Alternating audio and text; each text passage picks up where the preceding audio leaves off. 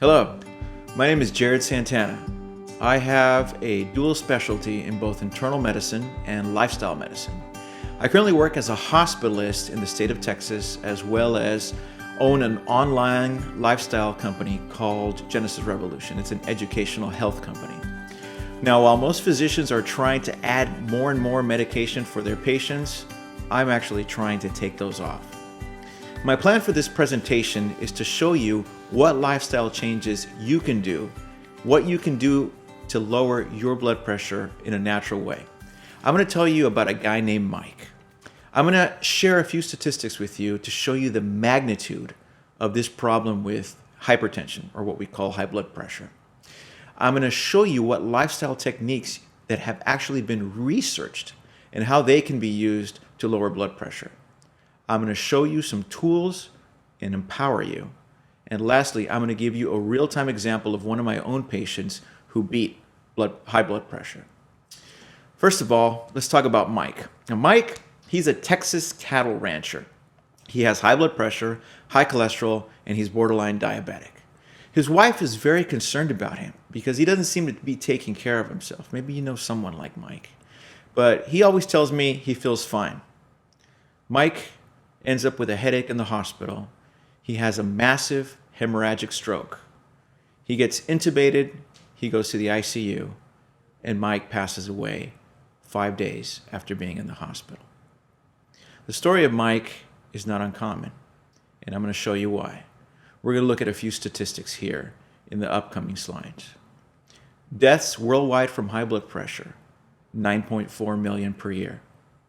It contributes to death from aneurysms, from heart attacks, heart failure, kidney failure, and strokes. More than 100 times more deaths than all the natural disasters put together. The prevalence of Americans with hypertension, you can see that on this slide. The darker the colors, the higher the amount of cases. Look at Texas, by the way. If you live long enough, according to this slide, chances are you will have it.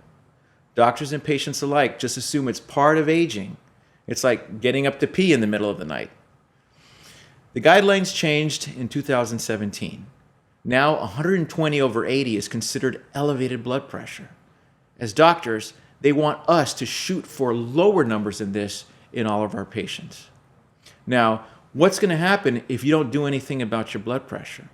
Well, they don't call it the silent killer for nothing. You can see on this slide some of the major organs that are affected with uncontrolled hypertension.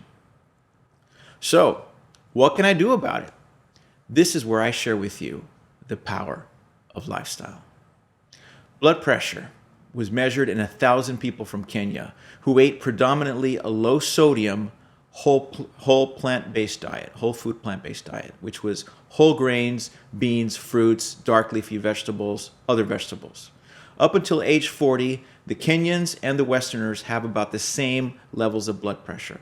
But after age 40, the Kenyans average about 110 systolic, even into their 60s and 70s, while the Americans and the Westerners skyrocket up high, greater than 160. Salt. According to the Global Burden of Disease study, the two most prominent dietary risk factors for death may be not eating enough fruits and vegetables and also eating way too much salt. Too much salt may contribute up to 4 million deaths per year. Human civilization has thrived for millennia without the use of salt shakers. This is a new thing. The American Heart Association recommends less than 1,500 milligrams daily, but Americans consume an average of 3,500, which is more than double. Now, if we cut our intake of salt by just half a teaspoon a day, we would decrease 22% of stroke deaths and 16% of fatal heart attacks. That's potentially more lives than with successful medication therapy. So, how much salt are we really eating? What are our top sources of salt? All right, in teenagers and kids, it's pizza. In people ages 25 to 50, it's chicken. And if people greater than 50 years, this one might surprise you, it's bread. The processed food industry is where Americans get 3/4 of their salt intake. And it's kind of hard for most Americans to avoid. I have a little quiz for you. What food has the most salt? A serving of beef, baked all-natural chicken, large McDonald's fries, or a serving of salted pretzels? The answer? Chicken. You see, meat industry sells by the pound, and if they can inject cheap salt into their product, the weight increases about 20%, and so do their profits. But doctor, you say, I don't like the taste of fruit and vegetables, or food doesn't taste good if I don't add more salt. Then I have good news for you. Your taste buds adapt or normalize in about 3 weeks' time, which means you can train them to like something you didn't previously enjoy, or to enjoy food with a lot less salt than you had before. Physical activity. Regular exercise can lower your systolic by 4 to 15 points. The younger you are, the better it works.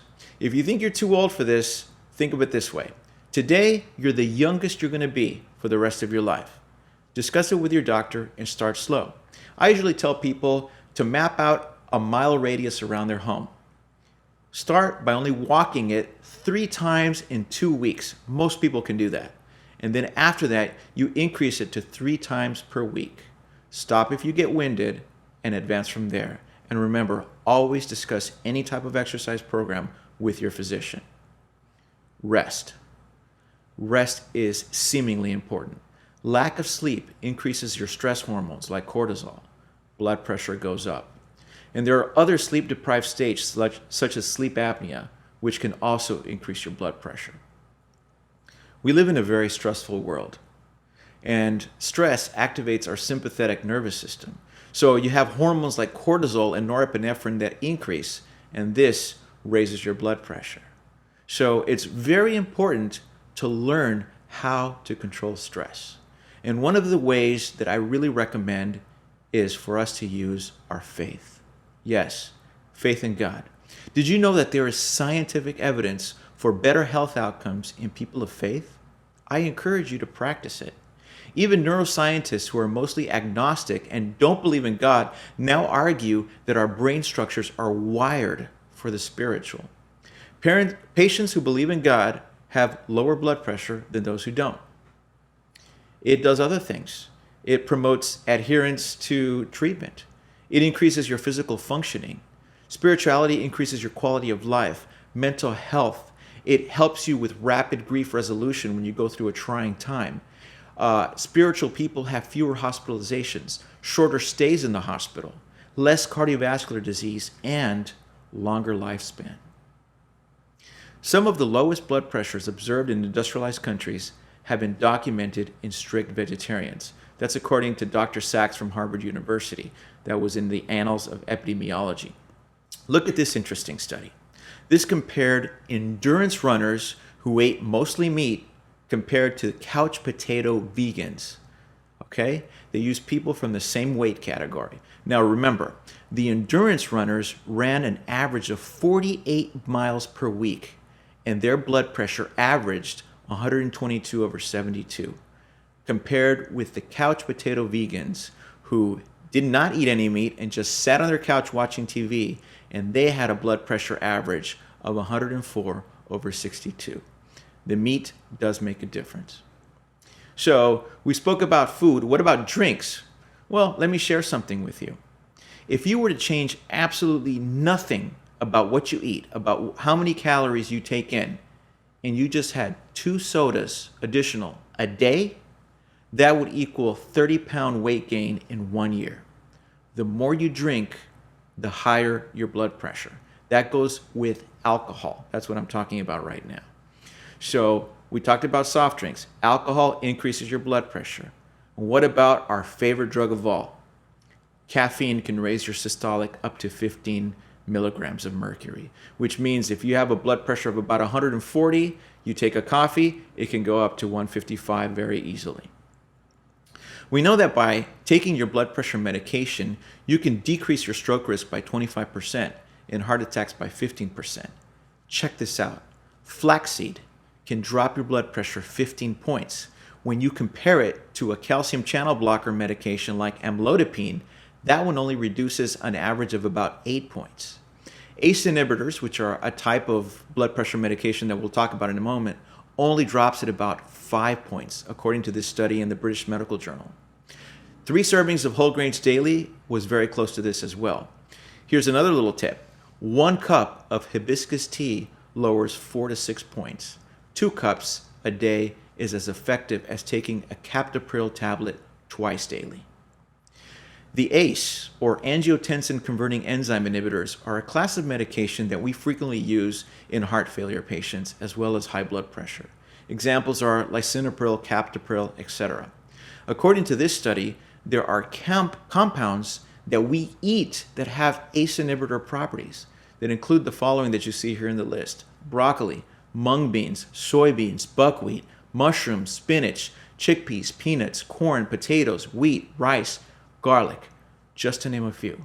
Imagine foods that have the same properties as some of our antihypertensive drugs. Nitric oxide. This is a substance in our body that dilates our blood vessels. You've heard of nitrates for chest pain. You've also heard of medications like Viagra work the same way. They dilate blood vessels. When your arteries dilate, guess what happens to your blood pressure? It drops. Without enough nitric oxide, your arteries stiffen and it raises your blood pressure. If you look on this list, you can see several foods that naturally increase your nitric oxide. I'll give you another little tip. Runners have been using beet juice legally to help increase their circulation by increasing their nitric oxide. Bottom line, eat more plants, you decrease your blood pressure. Eat more animal products, you increase blood pressure. Now I want you to remember these 2 nutrition principles: increase whole plant foods and decrease salt intake. Now, empowerment. What can you do? Here are a few tips that I share with people when they want to make a change to be healthier. Number 1, design a menu. This is very important. If you don't design a menu, you're going to get hungry and you're going to get home from work and you're going to eat whatever you find, or you're going to stop at a fast food restaurant like a lot of people do. So it's very important to design what you are going to eat. Number 2, designate a start date and an end date. You want to do this for a short amount of time to prove to yourself that you can do it. Number 3, have an accountability partner. This can be a spouse, it can be a relative, it can be a friend, it can be anybody, but someone that you are accountable to. Number 4, make a specific shopping list and stick to it. Number 5, get rid of the junk food in your pantry and fridge. If it's in your house and you get the munchies or you finish your meal, you will raid your pantry and fridge. I know firsthand what that's like. All right, so get rid of it. If it's not there, you won't eat it. Number 6, keep an emergency stash of healthy food. Guess what? You're going to come home from work one day and you're too tired to cook. You're too tired to stick with your menu and you need something fast that you can implement and take. So keep your emergency stash. Number 7, when you designate your start and your end date, determine your price at the end. Okay, this is important. Something to look forward to. Number 8, create a realistic exercise program. If you've never run a mile in your life, don't plan a marathon. Number 9, plan ahead when you're going to eat at someone's house or when you're going to eat out. Okay, because this is a very easy way to get off track. And number 10, and most importantly, pray daily. I'm going to share with you a story of a patient I had in the hospital. This lady had been admitted for uncontrolled diabetes. And I remember I walked into her room one Saturday morning, and she just broke down crying. Her husband was there next to her. And she tells me, "Doc, I don't want to live like this. I'm tired of having to come into the hospital with my diabetes. I'm tired of having to inject insulin. I'm tired of having to poke my finger every single time that every day so that I know how much insulin I need. What can I do?" And I did something that most doctors don't do. I actually sat down and spent about 45 minutes with her in the room there in the hospital. And we went over things. I discussed with her what foods to eat, what foods not to eat, what foods to completely avoid, how to exercise. I went over everything. And I'll never forget what she told me after I had gone through everything. You need to do this, you need to not do this. And she looked into my eyes, those tear-stained eyes. She looked at me and she said, "Doc, just give me the pill." Now, you're probably listening and thinking, oh my goodness, what is she thinking, right? But this is human nature. It's so much easier for us to just pop a pill and live the kind of life we want to live. So I put it there because I don't want you to have that just give me a pill mentality. I want to empower you to make those positive choices so that you can change your life. Here is a list of a few resources you can use. There are many more, but I put 2 slides here. These are books and documentaries that you can look at for more information. And the last part of this talk, I wanted to share with you this gentleman that you see here in the picture. This is an actual patient of mine, and I have his permission to share this with you. This is Obed. And I'll just summarize this briefly. I do have a video on my website that you can go to and actually see what he looks like now. But anyways, Obed came to me and he told me that he had a physical done by an insurance company and had been denied for coverage. The reasons were blood pressure and diabetes. So he was morbidly obese, as you see here, and very unhealthy. He wanted to see what I could do for him. So I put him on a lot of the things that you saw here in this presentation. And I told him how to eat. I told him how to exercise. And long story short, Obed lost about 55 pounds on this program. He tells me he felt better than he had since he was in high school. He was in his late 40s when he did this. 3 weeks into the program, his blood pressure, he was on 2 blood pressure medications, maxed out. He was off both of them. And 2 weeks, even less than that, he was at completely normal blood sugar, which was astounding because with the levels that he came in with, which were in the 400s and 500s, I almost panicked by not putting him on insulin. But he didn't want it. He wanted to do this in a very natural way. And so I want to share this with you here to close the talk and show you how possible it is when you make the right change. And of course, always asking God to give us the strength and the power, because it's very hard to do things on our own. But God has promised to give us His power when we pray and we ask for it. And I invite each and every one of you to attempt to go down this journey. You can go to the website, genesisrevolution.com, for more information. And I look forward to hearing from you soon. Thank you, and God bless you.